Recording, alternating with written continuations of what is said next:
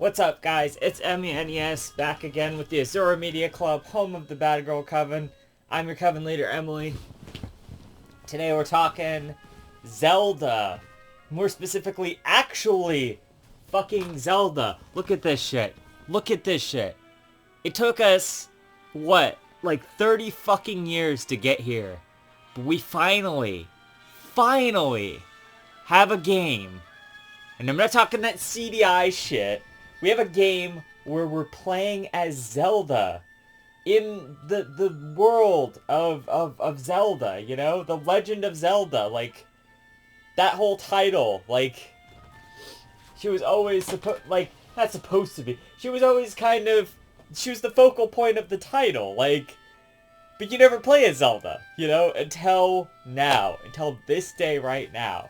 That enough alone was a big selling point. I'm like, a fucking Zelda game where you play as Zelda? Amazing. Great. Perfect. We all wanted that in Tears of the Kingdom, and that didn't happen. And now, we have it. A game where you play as Zelda. Not only that, on top of all of that, it's a 2D Zelda game, which we haven't gotten for real since, like, 2013, when fucking Between Worlds came out. Link Between Worlds. And I mean, I know we got, like, the remake of Link's Awakening. That doesn't count. A brand new Zelda game. There's, like, Triforce Heroes. Who fucking cares, right? That's not this shit, you know? This is it. This is a real 2D Zelda game. And, okay, of course, it's not your traditional real 2D Zelda game, but it is still, it has a lot of the conventions of a 2D Zelda game, and I missed 2D Zelda in general. Now, is it like a Link's Awakening level of, like, intricate 2D Zelda? Like, no, I mean, there are a lot of secrets, and I will give the game that, for sure. Okay, pro tip. Fucking proest of pro tips, alright?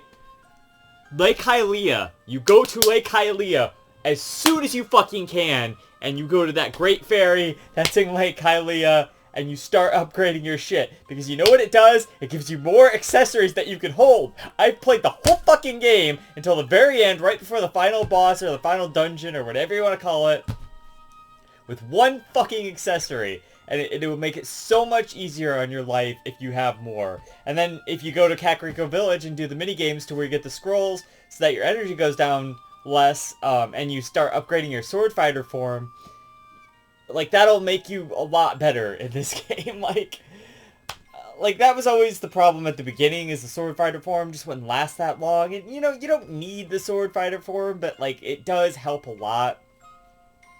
I find, especially with, like, flying enemies, once you get the bow, the best way to take them out is, like, not to just summon something, because there's nothing good that, like, goes after stuff in the air. There's a lot of good options on the ground, you know. The whole gimmick of the game, if you somehow don't know, is that you're creating these echoes, right? So you defeat an enemy, and then you have echoes now, and you can just, you defeat that enemy, and then now you can use that enemy to fight things. And you don't have the traditional sword and all of that outside of your sword fighter form, which is like Link essentially being like an echo or whatever. When I fought Ganon the second time too, also I was like, oh man, what if there would be like a Ganon echo I could just take with me? That'd be awesome. But also the Lionel, because I didn't find that until the very end of the game either, is in the Eternal Forest. And you have to follow its tracks around to this empty area, and then the empty area will have a Lionel. And there's actually, like, guides on how to do it pretty early on and stuff, too. But by the time I got to it, it was a joke, you know? I had all the heart pieces and stuff. Yeah, and another thing I like is that the map actually shows you on the map, hey, you don't have to mark anything or anything like that. It's like you have gotten this heart piece here, you've gotten this, like, blue crystal thing, whatever those are called, there, you know, to upgrade your sword fighter shit, you know, and it shows that, and it shows the stamps. The stamp rally is back, like, and not that it was the stamp rally in the other game, but, like, in Spirit Tracks, they did the stamp thing, and that's back, and it was cool, and I liked it. I mean, the reward isn't necessarily great, it's just, like, another costume or something. I don't know if that actually Maybe it has some kind of effects. I don't know. It didn't say anything on the screen there. You have different costumes. Um, One of them is like a Gerudo outfit that lets you spin more. That was a little underbaked. I didn't feel like there was any really good like costumes that like, like in the previous 2D Zeldas where you get like the costumes that like give you extra damage that you can take or whatever, that kind of thing. But you have accessories for that. So you have a bunch of accessories. One of them lets you take less damage, and one of them makes you like swim faster, and a bunch of stuff like that, and like walk on quicksand, all sorts of stuff.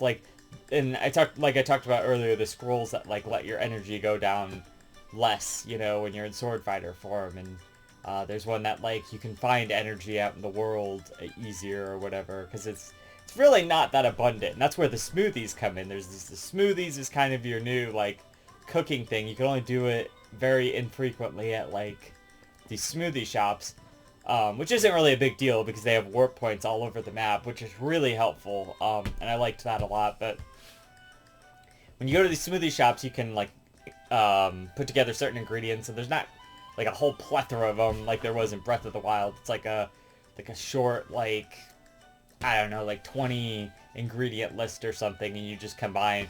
It is more manageable than like in Breath of the Wild, where there's like a million things, and you're just like, I don't fucking know, I'm just gonna throw these together, I guess. So I kind of liked that better, because you can actually like focus on like, okay, this one has this effect, so if I put it with this one, then like, will it work or will it not work? Because you can still get the unfortunate smoothie thing, which is like, the bad food in the last game or whatever, where it's all pixelated or whatever, but so that's interesting. So one of those actually does regenerate your energy for your sword fighter form, which is nice. Anyway, and I like the aesthetic a lot. I like the world is pretty cool. It's not exactly like I said earlier. It doesn't. This is the problem with these like sort of open world Zelda games. You don't really feel like they have the same design or that same charm that you would in, say, like Link's Awakening, because they kind of... Their structure has place in video games, and I don't... Every game wants to be open now, and there's a whole debate. I've debated it so many times on my channel, but I just feel like I would love to see another structured Zelda where they really plan out the world and whatnot. I mean, it is good, and there's secrets everywhere, and there's heart pieces and stuff, and there's like those crystal things to upgrade your sword fighter form, your weapons and stuff. There's like a bunch of different mini games or like side quests. There's side quests all over the place. Some of those will get you parts for this like mechanical. You make like mechanical echoes that you have to like wind up. I never did anything with those, but like I don't know, I'm sure those were alright, like Dampy helps you make them through like a series of side quests. It's not really a trading sequence, and honestly, they should have had a trading sequence in this game, because that's classic Zelda. They didn't have that. It's classic 2D Zelda, especially, with Link's Awakening there is where it started and everything, but and like the Oracle games had that and stuff, but trading sequence would have been good, but they did stuff like that was missing, but like I know it doesn't necessarily, it's a new sort of thing. It's Zelda's adventure now, and they wanted to, that was the whole intention, is they wanted to subvert some of the tropes that Link has. Originally they were saying like, oh well, Link does, like Zelda wouldn't use like a sword and like bow and stuff, because that's Link's thing, but then the sword fighter form is kind of a thing, and so that's nice. It kind of, you still can kind of do those things in a limited quantity, and it's almost kind of that they didn't trust their own like mechanics of this new system, the ecosystem, like enough to just totally take off the training wheels or whatever. But I think it finds a nice balance at the end of the day. It's not bad that they gave you that. I'm actually really happy that they gave you that. I think a Zelda game without that, if it was her first Zelda game without like something to the traditional Zelda playstyle, I think that would have probably gone over badly with fans, and people would have been frustrated. I probably would have been frustrated, honestly. There's some moments in this game that are very puzzly. That's a thing. It's still very puzzly. I felt like that was a lot better implemented than, like, let's say Breath of the Wild and stuff, like in the dungeons there. These felt like real dungeons. Like, and none of them are like super as memorable as like some of the ones in maybe, let's say, Link's Awakening or something, but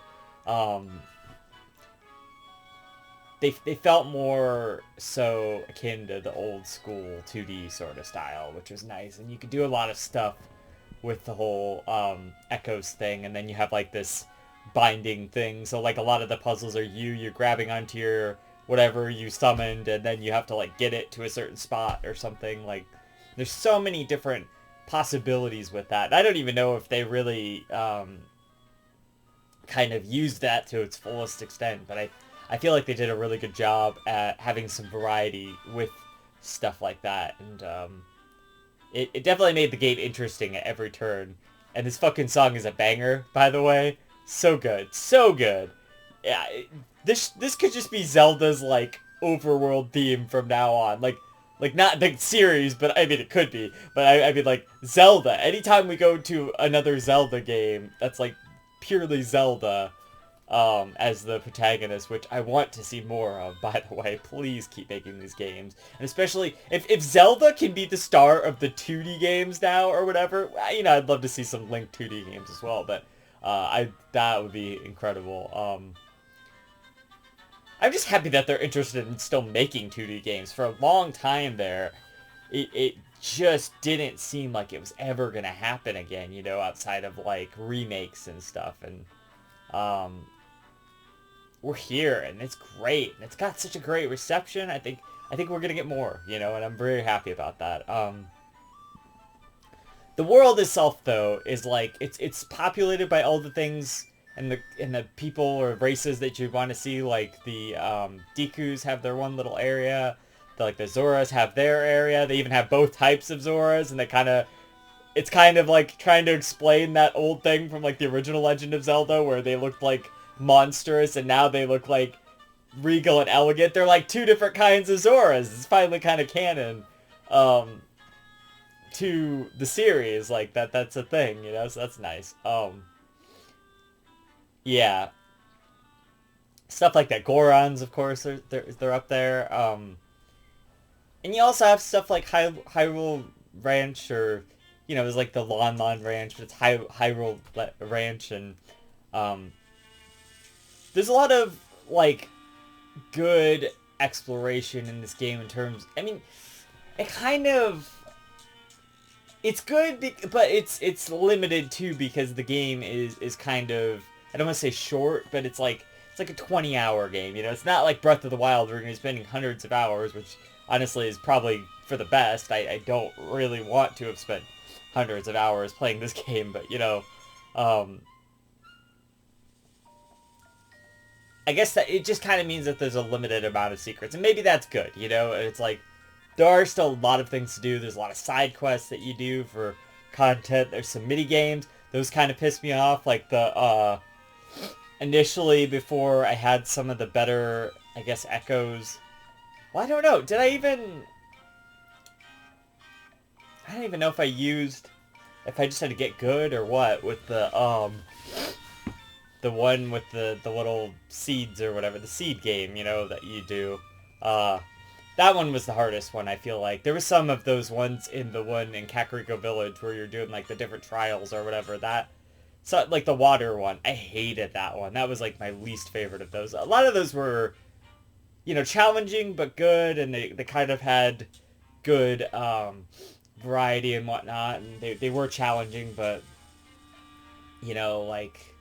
couple of them were really frustrating, and there were some really frustrating moments, and I always found it was the minigames. For some reason, it was always like the minigames that just fucking pissed me off in this game. So out of all of the things, I'm not going to say that they were bad. I'm going to say that they were challenging, and it sometimes may be unfair. I don't know.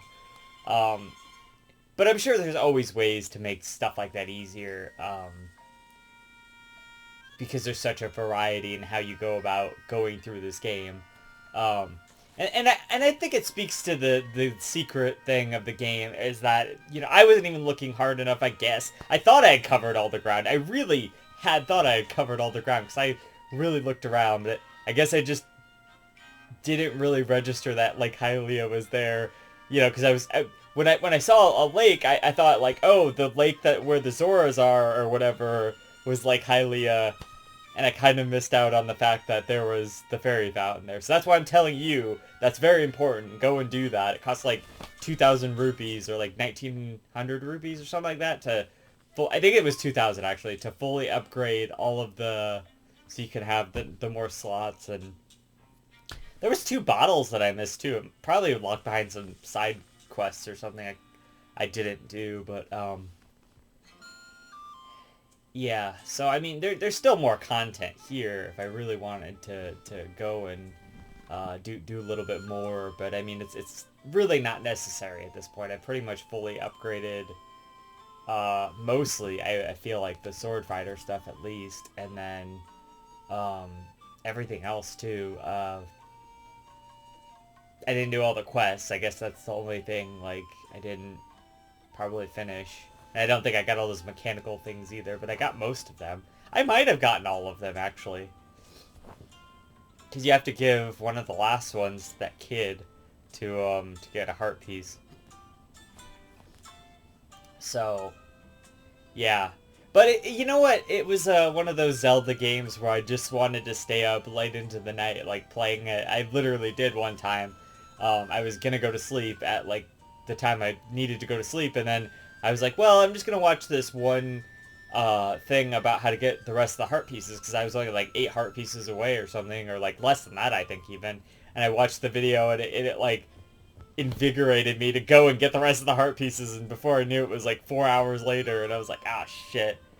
I fucking got barely any sleep, you know, so like, I think it was like 5 hours. Like, it was bad, you know, and I don't always get like that with games, but I used to be like that with games a lot, but I used to be less responsible too.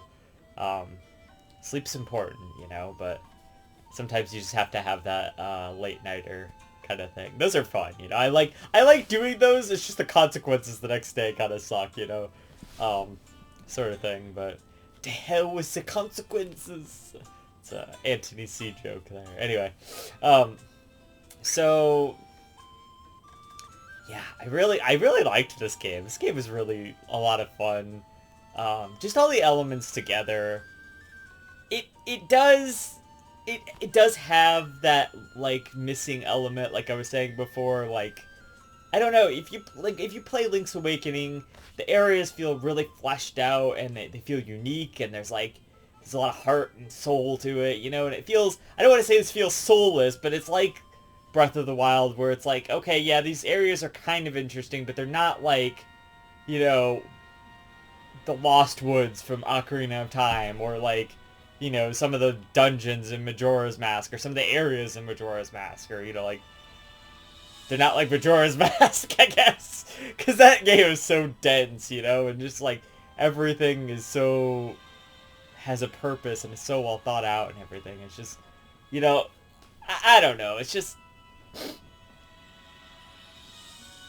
they don't make them like they used to, but, you know, for a new Zelda, and especially for Zelda's first outing, Zelda's first real outing, let's say, because the CDI games aren't canon. We all know that. Nintendo didn't, like, make them or anything. They just, like, gave them the rights to use the characters, like, yeah, for something like that, I mean, I had a really good time playing the game. Yeah, so let's talk about, because the whole mechanic is there's, like, these rifts throughout the world, right? And then, usually at a certain point, some of them are, like, story related and some of them not, and you just go inside of them and you, like, find a couple of things, like these little ball looking things, I think, like trias or whatever, and then the rift goes away, right? And then so then you can do typically new stuff in that place where the rift is, so it opens up, like, a couple of new, like, an area, you know, there that you can do stuff with. But or, like, a lot of times characters get stuck in there, and then there'll be new content after you've taken out these rifts or whatever. So because then you go to this other world in these rifts and whatnot, and then, like, that's always where the dungeons are, too, is inside of these rifts. And, basically your goal is to, like, close them all up, and there's, like, fake other characters, too, like, echo versions of, like, the King and Zelda and stuff, and the story just gets kind of a little wacky at some points, but, like, not in, like, an interesting way, just, like, in a... This is, like... I never found the story, like, super interesting, and the characters are never, like, really that interesting, but it's alright for what it is. I think the later stuff with, like...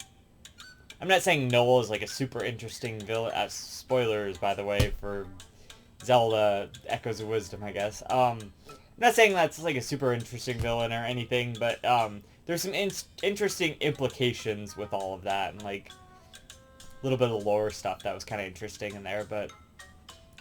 Story aside, like, I liked the world, I guess, and the characters and stuff. Like, I never felt, like, connected to the characters, but, like, I liked some of, I don't know. I liked how all the races were here and stuff, except for, like, Rito, I guess, but whatever, you know. It's more of, like, a Breath of the Wild thing now anyway, so.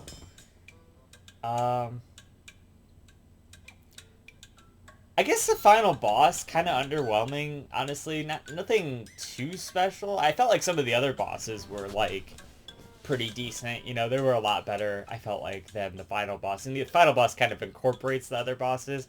It's kind of like, I don't want to say, like, it's a boss rush thing, because it's not really like that, but, he's kind of able to summon other ones, and then, like, so he can summon the bosses. He can summon Ganon, too, and I'm just like, God damn it, why can't I summon Ganon? I know. It's too big to, like, probably be a practical Echo, but, you know, like, I was summon Ganon, damn it, you know. I don't know. It was fine, you know. It was a fine final boss, but it wasn't, like, anything special, you know. I've seen better, you know. That whole area kind of felt whatever. I felt like the fights with, like, Ganon were pretty good. The second one especially was, like, really tense, and, like, took me a long time to take him down. Like, that was probably the hardest boss, I think, in the game that I fought. But yeah.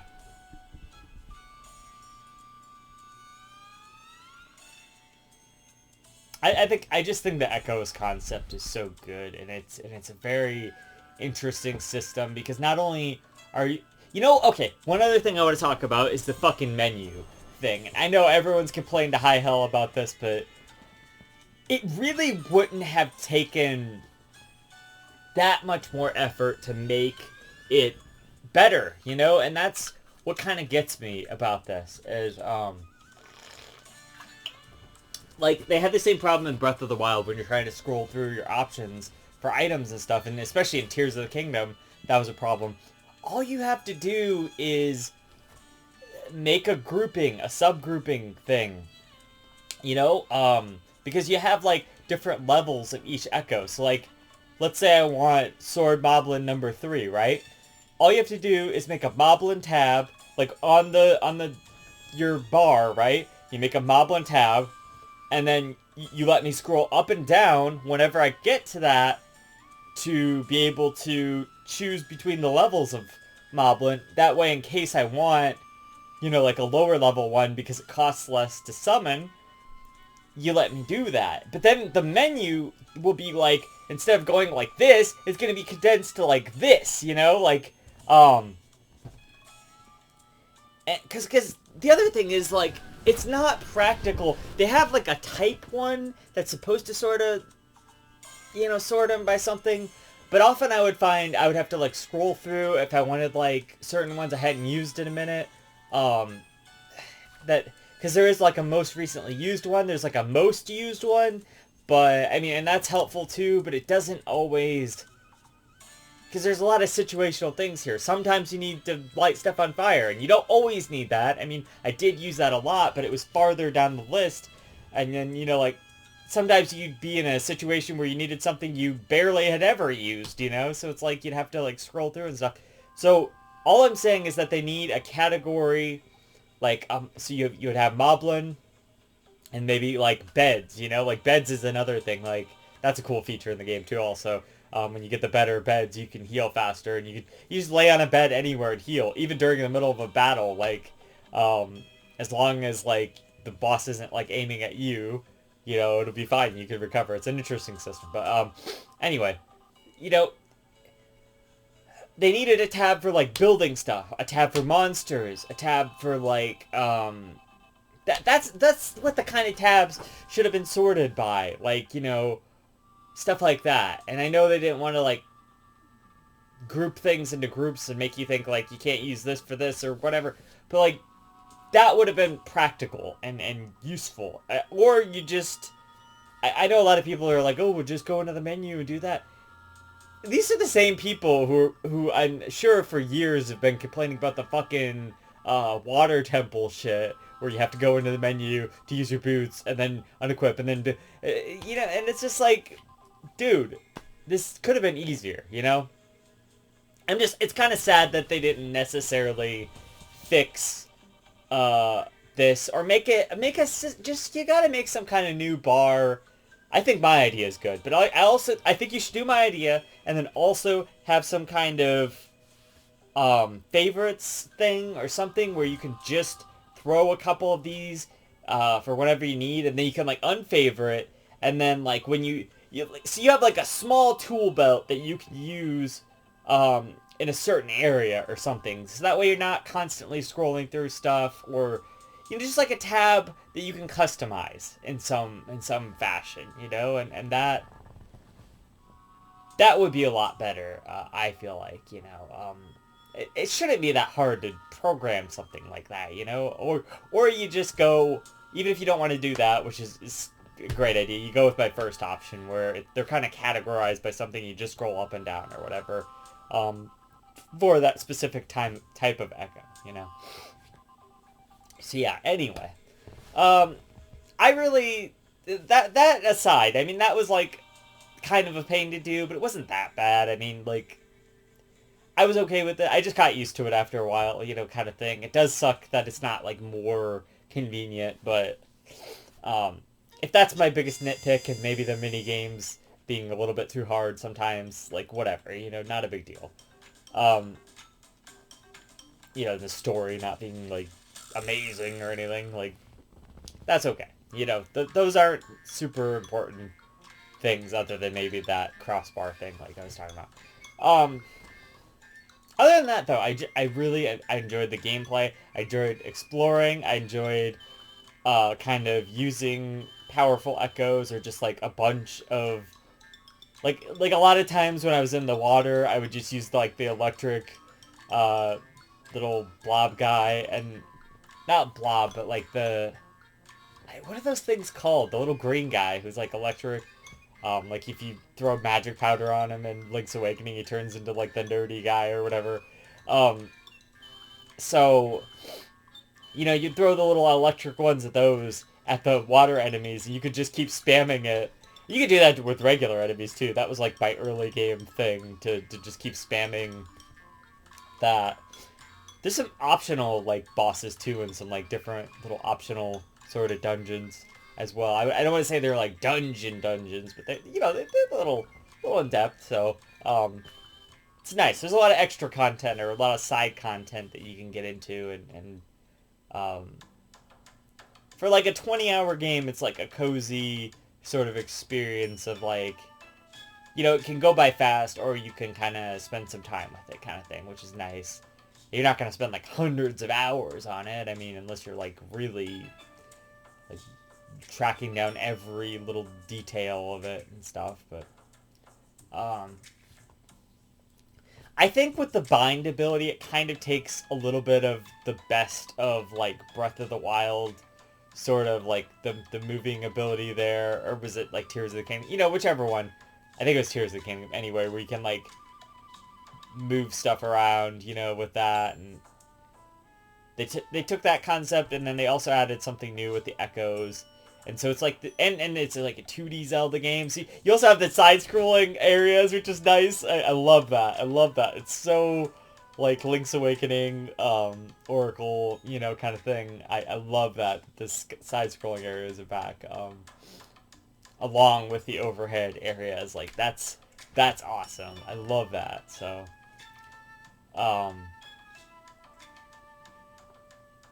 yeah, they took the best elements of each of those kind of worlds, and you know, the fact that you get to play as Zelda now is just amazing, and you have different cute outfits and stuff, and I think if they've this is a great starting place for Zelda's own sort of legacy of her brand of like these games, and I think this is a great starting point. I think in the future, more, you know, more outfits, more accessories,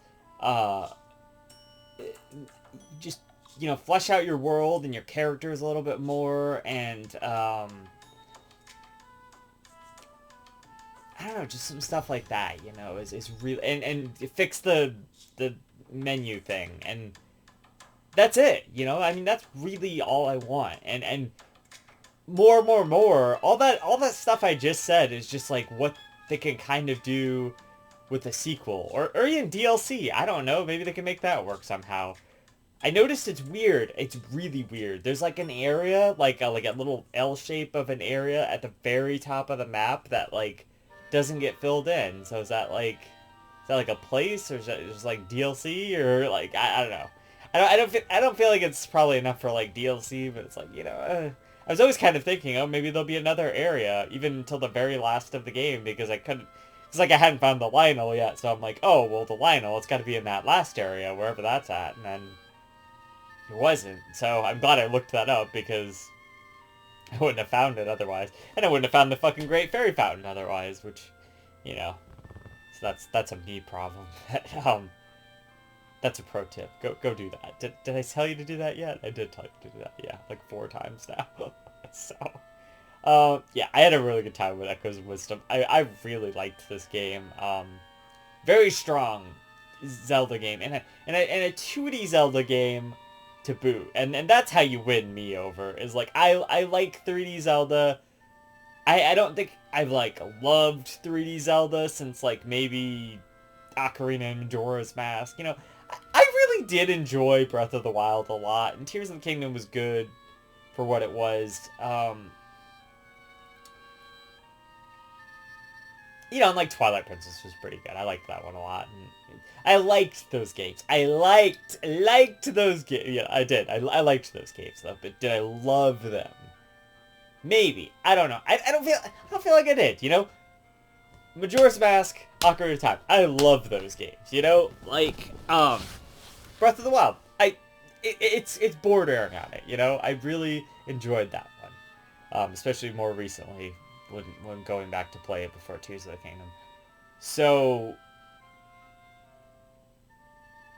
yeah, do I love this game? I mean, yeah. I mean, I really enjoy it. You know, I think it's great. It's right below that. You know, like, I feel like Love is maybe like the 10 out of 10 kind of game, and but like this is a 9.3 of a game. You know, kind of that kind of vibe. So, still really good. Still really good. Still really enjoyed it. There's not a lot wrong with it. There's a lot to love about it, and I think that just makes for a really solid experience. And I was so excited to play as Zelda. That's such a great concept that we can finally fucking play as Zelda. Finally, after all this time.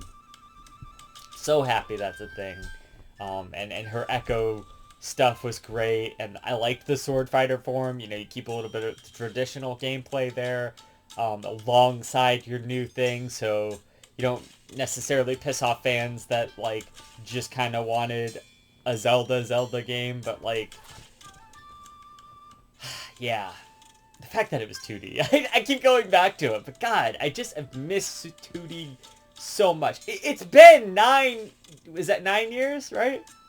I'm bad at math. 11 years? 9 years would be 2015. Yeah, 11 years. It's been a fucking 11 years since we've gotten a fucking 2D Zelda game, you know? And like a good one at that. Like,